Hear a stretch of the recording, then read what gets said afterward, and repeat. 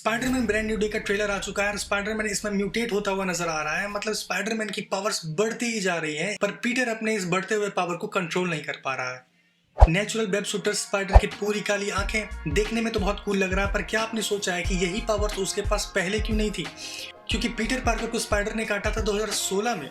तब से ही उसके अंदर स्पाइडर वाली मोस्टली पावर्स जैसे सुपर स्ट्रेंथ और स्पाइडर सेंस जैसी पावर्स थी, लेकिन नेचुरल वेब शूटर्स नहीं था। इसलिए वो टोनी स्टार्क का बनाया हुआ वेब शूटर्स यूज करता था। पर यही पावर्स जो उसके पास अब आ रही हैं, ये पहले क्यों नहीं था? जब पीटर पार्कर को स्पाइडर पहली बार काटता है, उसके अंदर स्पाइडर की डीएनए इंजेक्ट हो जाती है और उसके ह्यूमन डीएनए से मिक्स हो जाती है, जिसके कारण उसके अंदर काफी सारी स्पाइडर की एबिलिटीज आ जाती है, सुपर स्ट्रेंथ और स्पाइडर सेंस जैसी एबिलिटीज। अब वही डीएनए जिससे पीटर को इतनी सारी एबिलिटीज मिली थी, वही उसके ह्यूमन डीएनए को अब ओवरटेक कर रही है और इसी के कारण उसके अंदर की स्पाइडर एबिलिटीज धीरे धीरे बढ़ती जा रही है और हो सकता है उसके ह्यूमन एबिलिटीज धीरे धीरे कम होता जाए। इसलिए शायद वो अपनी पावर्स को कंट्रोल तक नहीं कर पा रहा है। अब क्वेश्चन ये है कि ये इवोल्यूशन उसका कब रुकेगा?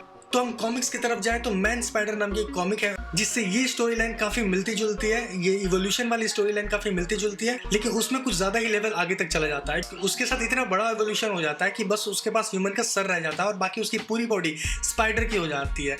ये सुनने में तो काफी एक्साइटेड है, पर मुझे नहीं लगता कि ऑडियंस इसे देखना पसंद करेगी, स्पेशली मी जिसे स्पाइडर मैन बहुत पसंद है, जिसमें ये मैन वाला फैक्टर बहुत इंपॉर्टेंट है। जबकि मैन स्पाइडर में इसका उल्टा है, उसमें स्पाइडर बड़ा फैक्टर होता है और मैन का बस ब्रेन होता है।